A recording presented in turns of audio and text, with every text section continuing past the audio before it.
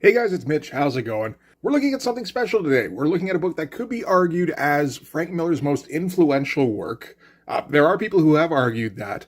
I think it's safe to say that this is Frank Miller's most experimental work for sure. We're looking at Ronin, specifically Ronin #1 today.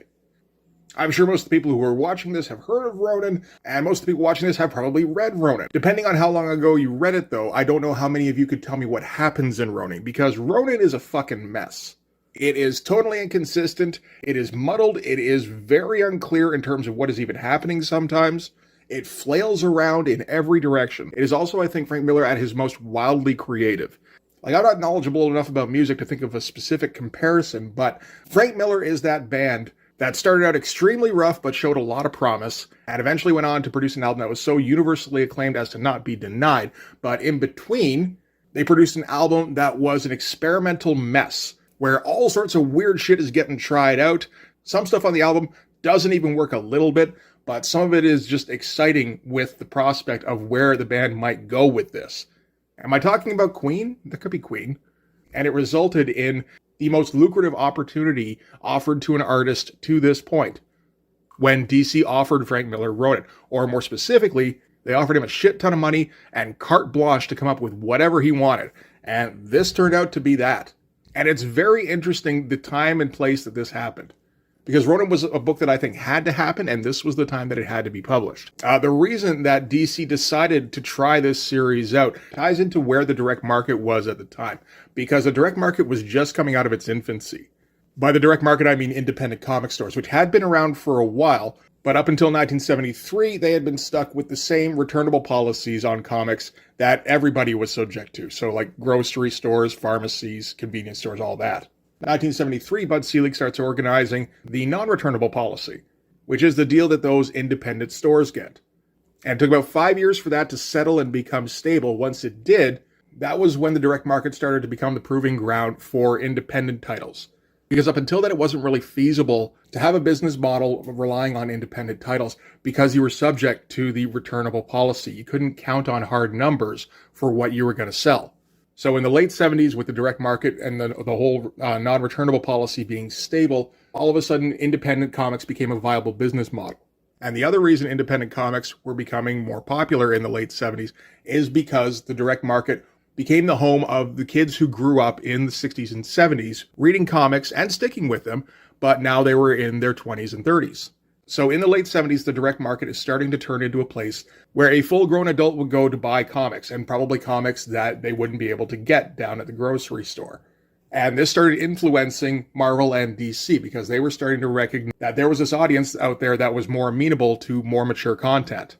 So a couple of test balloons got fired up to see exactly what the direct market could sustain.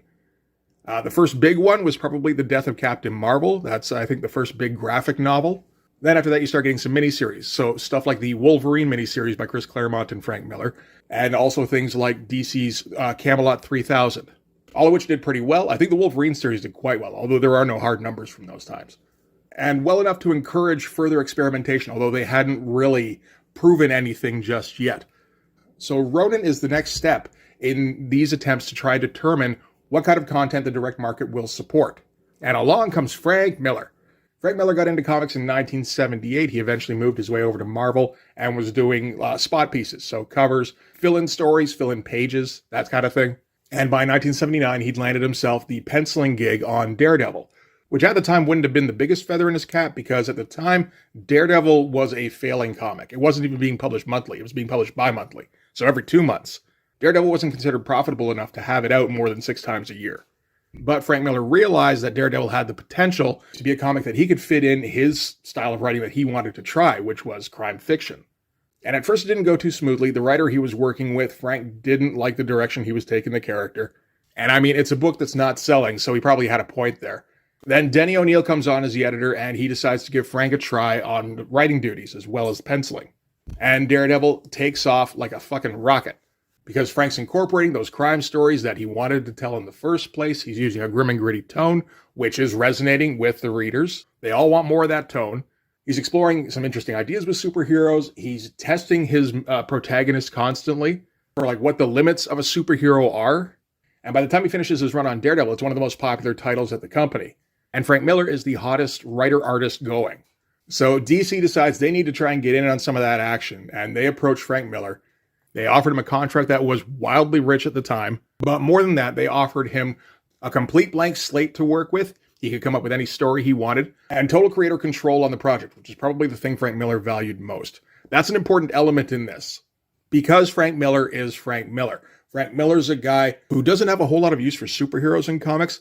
I think he has some fondness for the genre, but I get the impression it's not something he's comfortable writing. And I've gotten that impression for a while. You can see evidence of that every time he's tried to do a straight superhero comic. Like the few times he tried to write anything to do with Spawn, he completely sleepwalks.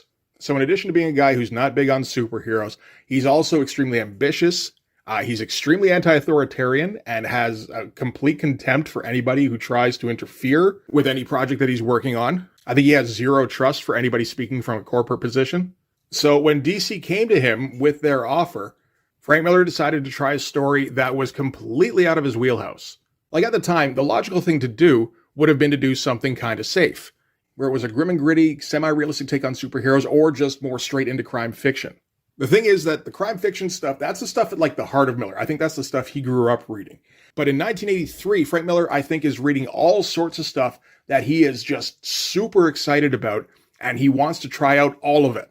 So Ronin is a story that isn't really about, I think, a whole lot in particular. It features a lot of stuff. It features a young samurai in battle with a demon. It features a weird dystopian cyberpunk-style future.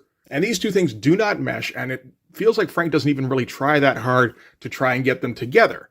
So anyway, that was a long enough preamble. We'll start with the comic here, and I'll undoubtedly go down further tangents as we go. So we can start with the cover. This is like really weird at the time. This is a prestige format comic, which didn't happen very often at all, with a weird image of a samurai on the cover and some blazing sunrise shit going on in the background. In case you couldn't tell, Frank Miller and Lynn Varley are working together on this. This is the first major project that Frank and Lynn would work together on. It would not be the last. And Lynn Varley's work on this is important, because no other comic looks like this at this time. Although if you're looking at it, you might think that does look a little bit similar to comics that would come out not too long after, like Teenage Mutant Ninja Turtles, and that would go on to be a little bit influential by itself. And the look for that comic is completely built off of the rendering style in Ronin. But yeah, like weird, unclear kind of cover. Doesn't tell you what the book's about. Like the drawing itself is unclear because Frank is doing everything in loose, sloppy hatching. I don't even think he's using holding lines at all on this cover, which is, again, something that Miller would explore further later on Sin City. This is kind of the first indications that he's moving in that direction. Is this a wraparound? I think it is. It is, too. Yeah, and we got a Gat in the background here. So that's at least a bit more clear what's going on. But again, if you're just seeing this on the shelf, it also looks expensive. This is $250 American. That was another big part of the experiment, was would the direct market be able to support a book that was quite a bit more expensive than your average comic. This is in 1983. For comparison, the Daredevil comic that Frank Miller was working on just before this was 60 cents an issue. So let's get into it. As I said, prestige format. This is on glossy paper. This is 48 pages, and with a weird coloring style that nobody else is using at this time. It has a lot of consideration put into it. So we're starting out at a graveyard in feudal Japan with a local lord and his young samurai retainer. We establish early that the young samurai, all he can think about is honor. All he wants to do is die in service of his lord. The lord's a bit more down to earth. He's a bit more experienced. And as they're sitting here, just wandering through, I suppose, the lord's ancestors, some of the statues in the cemetery start to talk. The young samurai freaks out. The old lord isn't quite so surprised because it turns out that these are some of his enemies. And they're looking to catch him off guard. Young samurai immediately leaps into action and hacks straight through one before landing and posing. He then throws his sword to take out another one. The problem is that there are 3 of them, and his lord is completely nonplussed at the fact that he threw away his weapon. But the remaining assassin is more concerned with the young samurai at the moment, ties him up with the ball and chain, leaving the lord free with his sword to dispatch the last assassin. So we're going to open things up with a fight scene. That's pretty standard, really. But what's not standard is the way the fight scene is presented, because it's all done with these long horizontal panels That's something that Frank Miller's using a lot in this book, either a lot of horizontal or a lot of vertical panels that stretch the entire length of the page. And that's not something that's done too often in American comics at this time. He's also using a very scratchy style, particularly when the figures are in motion. You notice earlier on when it's mostly static, it's all pretty clearly delineated. There's some kind of rough hatching for shadows, but for the most part, he's keeping it all, relatively clear line work. Then as soon as the action kicks up, he starts scribbling like crazy for background elements because theoretically they're blurring past. He starts leaving out holding lines and just kind of doing hatching along like the edge of the blade here. You get a lot of like frozen moments, like where the samurai is leaping through the assailants here. We remove the background entirely to kind of freeze frame it and silhouette everybody. Again, that kind of scratchy background because we're not focusing on it at the moment. We're focusing just on the figures and what actions they're taking. And then more freeze frame stuff at the end here. And this is stuff Frank Miller's trying out because in the few years preceding this comic, Frank Miller's gotten into manga, specifically Lone Wolf and Cub by Kozeki Kojima. And it's the early 80s. Manga is a straight up unknown in America. There are people who are in comics that are aware of it, but they are in the vast minority. And I think most of the people who are into it either don't have a big enough audience, they're kind of small press people who can reach a couple of thousand readers, or they're people working at the big two who don't want to risk their position by trying out some weird shit on the page, particularly when Jim Shooter is the editor-in-chief, and he's not going to stand for that shit. You think Frank Miller's going to try these page layouts in a Marvel where Jim is going to see these pages and say, fuck no, send them back and tell him to do it again with proper 9-panel grids? But because Frank was the big name he was, and because he was given carte blanche to do whatever he wanted, he was going to try out all these techniques he'd seen in Lone Wolf and Cub, and as well as in a couple of other things. So he's acting as kind of a messenger to the direct market, going, this is the other stuff that's available out there. I've been reading it for a few years, and it's gotten me super excited. Let me tell you all about it. So, battle's over. The assassins are dead. The Lord and his samurai are still alive, so everything went well. We find out that the sword is a magic sword that drinks the blood of its enemies and protects the Lord from his primary adversary, which is the demon Agat. It's apparently killed quite a few people, drank a lot of blood over the years, but as powerful as it is, it's not strong enough to defeat Agat as it stands, because it needs to drink the blood of a good man in order to actually kill Agat. So, in repayment for saving his life, the Lord takes the young samurai off to a bar to go teach him how to drink. So, from there, naturally, we transition to the bar. Lord Ozaki has purchased a dancing girl, and he's smitten with her, and takes her off to his room.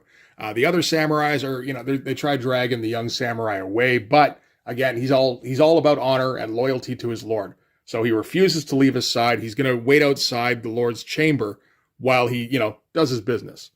Then from inside the chamber, he hears his lord screaming, goes in to check, and finds his lord dead on the ground and the demon Agat crouching over him. So the demon is a shapeshifter, which Ozaki did say before, but apparently wasn't too worried about. Took the form of the dancing girl, went into the chamber, and then poked a hole in the back of his head with his finger. The samurai tries to charge Agat, but he's just a young, inexperienced samurai with a regular sword. He can't do anything to him. What he can do is slow him down. Here's a bunch of those vertical panels that I talked about earlier. And I don't know if this is something that Frank has tried too much before this. Get the impression not so much, because he hasn't really mastered how to implement this in a comic yet. Like, this isn't the place to have these long vertical panels, because the reason to have long vertical panels is to speed up the pace and make it kind of choppy. It works a little better over here, where we're doing quick cuts between, the samurai leaping, Agat catching him, quick close-up on the samurai, quick flashback to Agat slamming his head down into the ground here. A little bit better, but even then, he doesn't have room to put in the drawings that he wants to create. And the vertical panels that he does have over here, he's not using economically. He doesn't have a long vertical panel here because he has a vertical image that he wants to present. He's just seen this being used in other comics, probably in Lone Wolf and Cub, or in other manga at the time, and he's trying to figure out how it works. So you get panels like this, where, really, that, here to here would have been fine. But he's got all this to work with here, and he doesn't know what to do with it, so he just kind of crosshatches off to oblivion in it. This one, it works fine. All you need is just, the eye and the mouth, and then just space for word balloons. Over here, again, not a whole lot of use for a big vertical panel here. Honestly, You could have had this as a small panel off to the side, maybe down here, and then this floating up here, and then this large panel. I mean, there's, there's ways that you can work it so that it would flow much better. So really, this space here is kind of wasted, although we do get a gat, like infringing upon the panel. So that's cool, popping him into the panel here. There's all sorts of interesting techniques that are being put into play, and not all of them are being done effectively, because I think a lot of these are techniques that Frank is trying out for the first time. So as I said, the samurai, he wasn't effective against Agat, but he was able to delay him long enough for the other samurais to show up. Agat can't really be hardened by any of these samurais, but it's more trouble than he wants to have at the moment to deal with them. So instead, he's just going to shape change into like an eagle and fly out of there, not before clawing up the young samurai's face and just kind of marking him for a reminder of his failure. And then later on, we transition back to the cemetery, where the young samurai is kneeling at Lord Ozaki's grave and saying how he failed. So now he's got two paths ahead of him. He can go forward like this, a samurai without a master, or Ronin, which is a samurai without honor, or he can do the honorable thing and take his own life and follow Ozaki into the afterlife. And he gets ready to do the latter. Gets his knife ready, starts up the seppuku thing.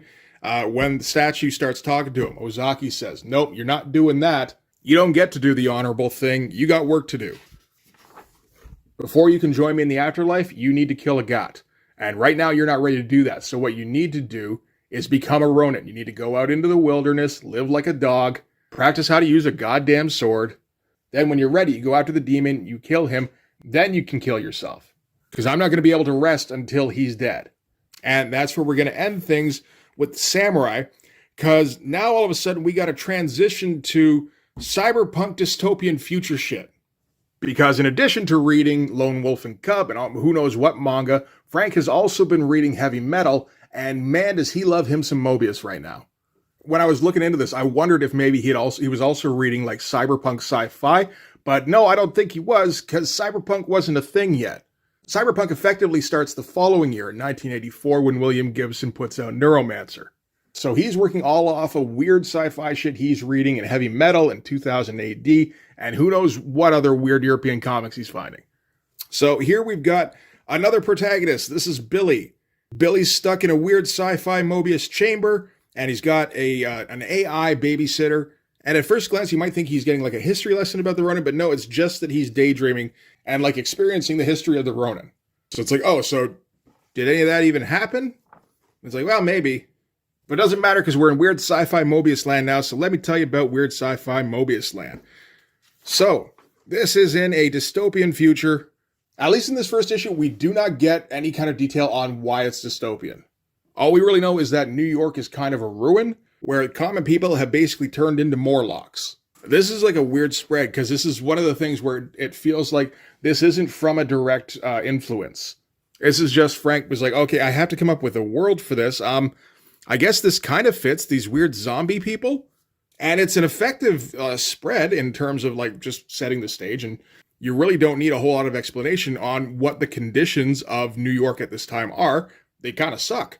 What we assume are regular people are kind of being reduced to being cannibalistic ghouls. Or I don't know, maybe they just rolled this guy and they're robbing him. I think that actually might be the case. We got a burning building out here nobody's attending to. We got a tank rolling across a bridge in the background. It's kind of classic dystopian stuff. And in the middle of all this is the Aquarius complex, which is the center of weird sci-fi Moebius land. It just kind of sprawls out in the middle of the city, which is a huge, messy, kind of like Jeff Darrow on acid spread, where it has the scope of something you'd see in Hard Boiled or Big Guy and Rusty Boy Robot. But it's just done so scribbly because Frank Miller doesn't have time to work out perspective lines, y'all. He's going to give you the rough idea of a building. It's going to be wobbly as fuck in some places. But, it's still an impressive spread and it just kind of gives you the impression. Like, this is all you need to know, really. Interesting note, I think that at least this spread is done on duotone. Because you get these weird strokes here in the middle of everything. Which kind of looks like Zipatone, only done with a brush. That, to me, suggests duotone. Which is an artboard that was chemically treated. So you could apply, like, a chemical to it that would essentially reveal, like, a tone pattern. It's not used very often in here, so it might just have been on this spread, or, like a couple throughout the series. But, like I said, Frank Miller is experimenting all over the place in this. It doesn't entirely surprise me that he's also experimenting with, like what kind of weird shit can I do with tone? I think ultimately he decided not too much. I'm not very good with this, it turns out, because these hatches, like they're pretty messy. But it's an interesting little experiment. So we got these guys who are touring the Aquarius complex. Oh, they were in the tank that was on their way to the complex. Okay. And again, we are fully like just like straight copying Moebius panels. All the weird little hatching here, lots of little tiny details that don't necessarily mean a whole lot and doesn't have anything to do with the Gozeki Kojima rough hatching that we saw earlier. The color scheme is also completely changed because we're going with like a lot of light antiseptic colors to kind of contrast against the earth tones that we saw earlier, which help us out a fair bit to kind of just, provide you with a place. So first, we're introduced to head of security. This is Casey McKenna, and she's going to walk them through all the security features. So we get like a Resident Evil laser tunnel here first. We got an elevator that goes up 600 feet. If you don't know the right password, which is changed to hourly, then the elevator drops you all the way to the bottom. And all of this is being governed by the weird AI babysitter. So this is Virgo. And again, weird style where this feels like he's trying to kind of marry the two a little bit and not being completely successful. Where he's trying to make Virgo like pixelated. But he doesn't have like the discipline to do any kind of like really exact detail for a pixelated style. So he's just going to do kind of quick hatching and trust that Lynn Varley's going to figure something out there. And of course she kind of does. Anytime we see anything on a monitor, it's got that weird quick hatching for a pixelated style. So these guys that are being given the tour, they're here to see Billy because Billy's got these big robot arms. And at first they're not too impressed with the robot arms, but it turns out that these aren't prosthetics, which is what they originally assumed. These are cybernetics that are removable, and then Billy controls them telepathically or psionically. And it's implied to these people, who I think are investors of some kind, that this is technology that they've been working on. Soon they'll be able to mass produce this, and everybody will be able to have cybernetic limbs. And then they get kind of shuffled away, and Billy's like, well, she made that sound like anybody can do this, but this is really only something that I can do because I have weird telepathic powers. We also see that Billy was born without limbs. He has no arms or legs, so these cybernetic limbs are kind of a necessity for him. So he's talking to Virgo about that. Virgo notices he also seems, kind of tense about something. He's like, yeah, I had that really weird, vivid samurai dream earlier. I don't know what that was about. And it's like, well, let's dose you up and we'll see if we can figure out what's going on there. Again, like some of these panels are just like, not even Moebius influence. It's like, how does Moebius make his lines? And how faithfully can I reproduce that? Okay, so we're back to feudal Japan. We're back to Lone Wolf and Cub. We're back to rough hatching. We're also back to these long vertical panels that are filling up the pages. I think he's using them a little bit better on this spread here than he was previously. But we've got a young woman with her child who's she's on the road here, and she gets hassled by these dudes with the trash cans on their heads. The trash cans indicate that they're servants of a gat. So she's about to get assaulted when out of the woods comes the Ronin from earlier in the story. We can identify him because of the scar on his cheek. They go rushing at him. He quickly cuts their heads off and goes, okay, we're going off and making a fire. You come with me. But yeah, better use of the horizontal panels here, kind of filling them up here while still leaving a little bit of space for word balloons. Piling all the action on one side here and then showing the Ronin emerging from the woods off in the distance. That's very nice. Everybody sets up for a fight. We go super scratchy on the background because that's what you do in Lone Wolf and Cub. I like how this is the one panel that gets shortened up because he's going for more of an emotional impact. And it does give it that impact. It definitely sets it apart from the rest of the page when we finally see the Ronin's eyes and he says who he is. They dive into action. Everything goes super duper scratchy. Again, we start losing some holding lines a little bit here and there. There's no line around the hat here that he's wearing. No line around the cloak. It's just varying levels of hatching, which I think probably would barely make any sense in black and white if you were just to see the pages.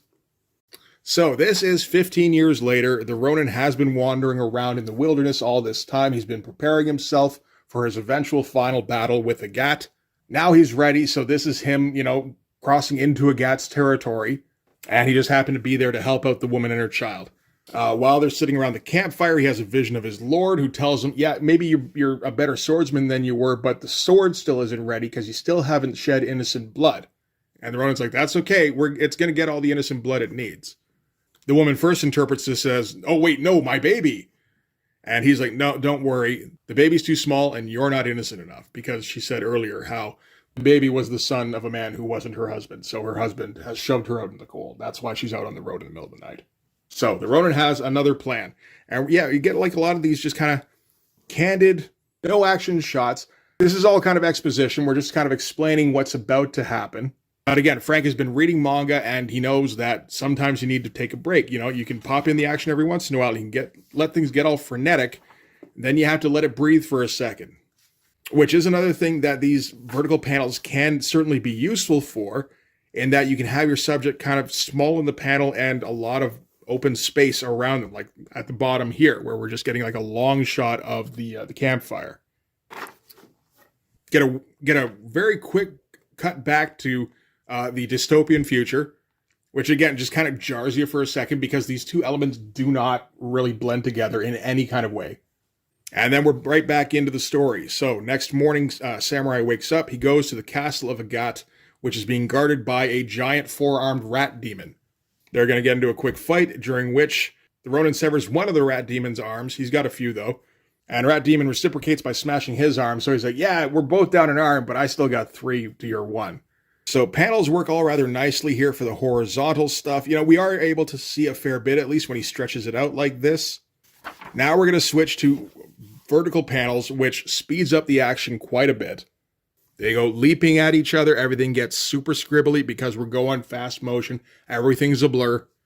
Rat demon gets the upper hand, gets him down on the ground, but the Ronin breaks the spear, takes the end, and throws it at the rat demon's face.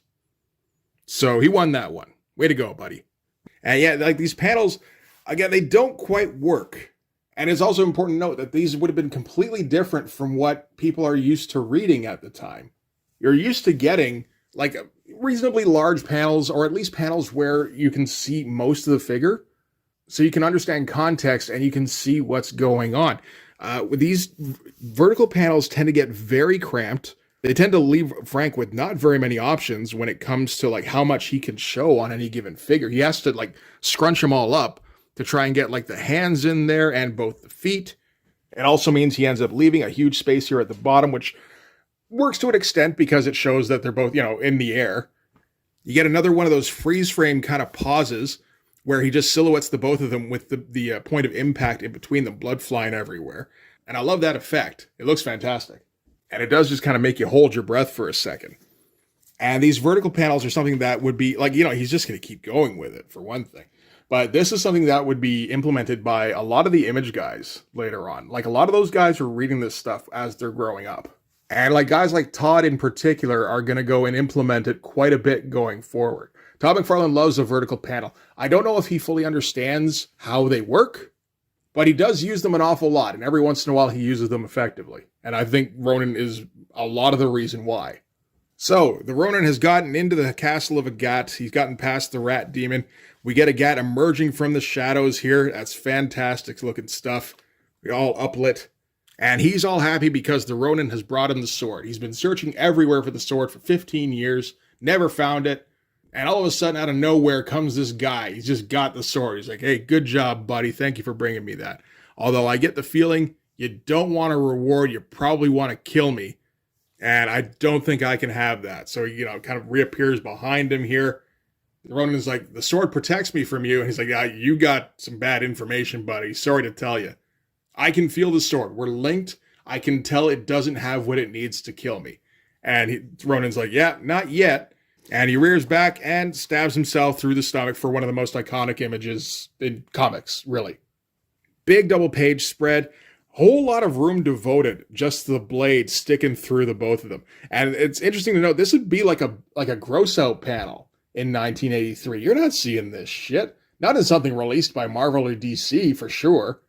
But yeah, this is the innocent blood that he's going to shoot. He's going to stab himself. He's going to drench the sword in his own blood. That's going to give it the power to kill Agat. And at the same time, he's fulfilling his vow so he can die with honor and rejoin his lord in the afterlife. Like as a Japanese fable, this works well as a conclusion, except that Agat casts a spell at the last second to trap them both inside of the sword. So a lot of stuff to talk about in those two spreads. I love everything with Agat, like, again, emerging from the shadows, all underlit here. This panel's frigging amazing. Like the art and the color work together perfectly on that one. And then, yeah, this shot here, I think every kid who read this, or, young adult, whatever, traced this page off because they needed to draw that shit. And of course, we have to point out somebody who did it and then got it published, which is Rob Liefeld in New Mutants number 100. Just straight up ripped it off. No apologies or anything, because that's how Rob rolls. Doesn't have anywhere near the impact, because, Rob is like 20 years old. He has no idea how to set anything up. It's just like the coolest image ever, and he needed to draw that. He needed to put it in a comic. And I guess Marvel let that shit slide because it wasn't a Marvel book he was stealing from. No attribution or anything. Although I think I've said it before, I think at that time, Rob is under the impression that, like, we're all in this together. If I'm working for Marvel, my success is Marvel's success, so I can use any artwork that Marvel has previously published and kind of repurpose it for myself, and that benefits the company. So when I rip off other drawings, that's an homage thing. Doesn't matter that I don't credit them. They know I love them. Like there's Naive, and then there's Hopelessly Naive, and then there's Rob Liefeld Naive in 1990. Anyway, on from this amazing 2-page spread. Back to weird Moebius sci-fi future. So, Billy's done with his retelling, which you get the impression that Virgo was able to see what Billy was seeing. Virgo's confused because this has never been part of Billy's lessons. He's just kind of pulling this out of thin air. And that's when she tells him that the sword has recently resurfaced. And there was a lot of excitement around that because it was rumored to be magical. So they tried hitting it with a laser, and apparently something happened. There was a big flash, and everybody in the room got killed. And the sword vanished. And that leads Billy to believe that the Ronin and the demon are real, and they're free, and they're coming for him. So that's why he's having the visions. And this doesn't make any kind of sense, but we're in these, compressed horizontal panels, so we don't have time to think about that shit. So he just kind of keeps going. He's like, why me? Is it because of the things I can do with my mind? Does that make me more receptive? And if the Roman found me, wouldn't Agat find somebody else? It's like, that's a leap. Why would you even think that? And wouldn't he go after the guy who killed him? It's like we're seeing Frank's creative process here, and it doesn't link up at all. It's like we're seeing the ideas that Frank has for where he wants the story of the Ronin and Agat to go. And, usually when you have those ideas, you have to come up with the connecting bits in between, where it's like, okay, so I want the Ronin to defeat Agat, and then they get trapped in the sword, and then they break free from the sword, and then the Ronin wants to possess Billy, and Agat wants to possess somebody, and then they're going to fight in the future. And you need kind of connecting bits in between there to make that make sense. But we're just having Billy kind of come up with those plot points on his own without the connectors. So again, before you can question anything, the alarm goes off because Agat is in the building and he's killing all sorts of guards for some reason. The sword's not here, the Ronin's not here, but Agat is here because of reasons. Then Billy starts manifesting the scar, so maybe the Ronin is here. Why would the Ronin be here? Nobody knows. And then everything gets vertical and very choppy. Agat's walking through the security system like it doesn't exist because he's a demon in a sci-fi world, so the sci-fi doesn't affect him. Or at least I guess that's what we're supposed to think. Later on, we're going to find out some weird shit where maybe Agat is like a representation that was built by the AI, or maybe by Billy, or both. It, again, doesn't make a ton of sense. That's okay. We hope vertical panels. We don't have time. Move on. Virgo gets notification that Agat's taken the elevator up, which is kind of funny. So she drops the elevator, but Agat is a shapeshifter, so turns into a bird, flies up the rest of the way, and breaks into Billy's suite. In the meantime, Billy is trying to facilitate the Ronin taking over his body. Again, later on, we're going to find out some weird shit where this is kind of a fantasy that Billy is playing out because he's psionic, so he can do that. I think. I'm not sure. I only read this first issue again, man. Don't ask me what happens in issue 4 or 5. Like I said, this is the messiest comic in 1983. So again, Agat breaks into Billy's chamber. Billy defends himself with the big robo arms, Friggin' great looking spread. You know, pretty dynamic, and Lynn Varley is popping Agat and the arms out like crazy. You know, with Agat's natural orange, also coloring the arms orange and then setting them against the antiseptic white and green. So he's got to try and hold on to Agat while the transformation continues. He turns into like, I don't even know what's going on. He's just kind of turned into a slug. This is some ugly hatching going on here. But he's like sucking all sorts of circuits towards him and building himself a Robo-Ronin body. Again, we're kind of reflecting, he's using this same motif that he was using earlier, where he's got the big image in the background and these small vertical panels in the bottom here. He was doing the same thing on the previous spread. I think he's going to use it a couple more times in this issue alone. But he really likes this layout right now, and he wants to keep using it. Doesn't matter that we don't know what is happening. It's exciting, and it looks pretty cool. So he finishes building his Ronin body, and then he just kind of teleports out of there. Don't know where he's going. We don't even really have a context for where he is. Agat lingers for a second, realizes that something's going on with the room he's in, and then everything kind of blows up. Little scribbly Agat. A whole bunch of spritz. And see if you can turn this into something, Lynn. And Agat goes screaming out of the Aquarius complex. Kind of light box the previous spread. A little bit smaller, apparently, just by the where the borders are. And just hatched everything off. But again, this is just like we're trying to get like an impressionistic feel for what's going on instead of fully representing everything.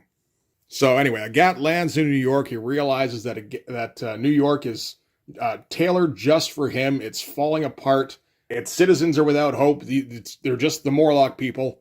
Crime and desperation and evil has taken root of New York, and that suits him just fine. So he's going to set up basically a new empire where he will wait for the Ronin, because the Ronin needs to kill Agat.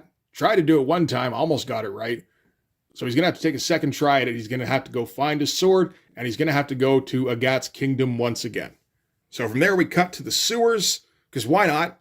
Get a couple of workers who are engaged in some weird Frank Miller digression kind of argument. These are guys who were sent into the sewers to try and find Billy, because, you know, Billy's kind of disappeared, and everything went kind of explodey for a while there. They think maybe he ended up in the sewers. And the one guy thinks that's a little unfair. He's just like, we're just unfairly exploited proletariat working men is all. When their high and mighty computer went bluey and barfed its guts into here, they sends us down to look through it, just in case there's something they'd want, like a corpse, for instance. But they're not looking too closely, so they don't notice the body off in the corner here. And then the body rises up, and we get, you know, again, another hugely iconic shot of the Ronin rising up out of the water. This was the image that was used for the cover of the trade paperback that I have, which I didn't read all of, because, man, that would have taken a long time. There's a lot that happens, and very little of that's explained in Ronin.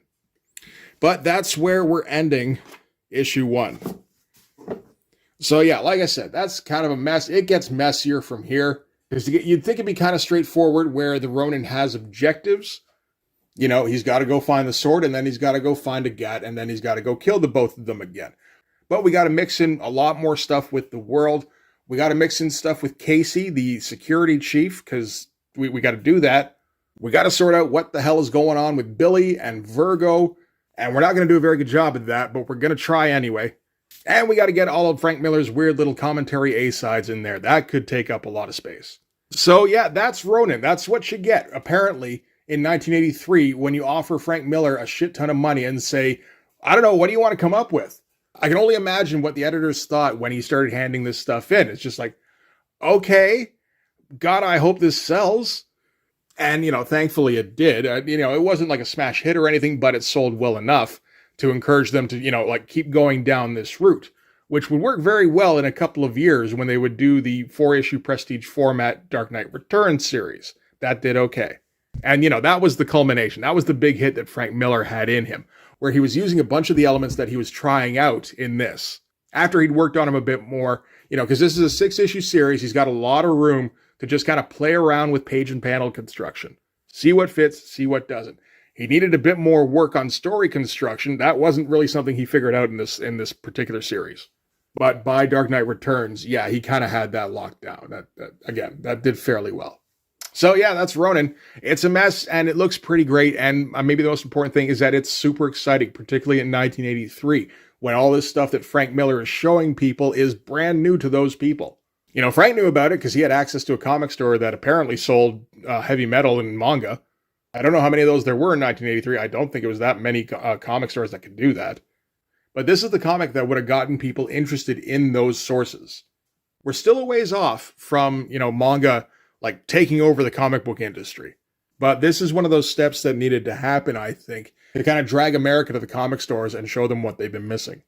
A couple of years after this, Marvel's got their Epic Comics line going and they release Akira. And that's probably a bigger step to showing people the best of manga.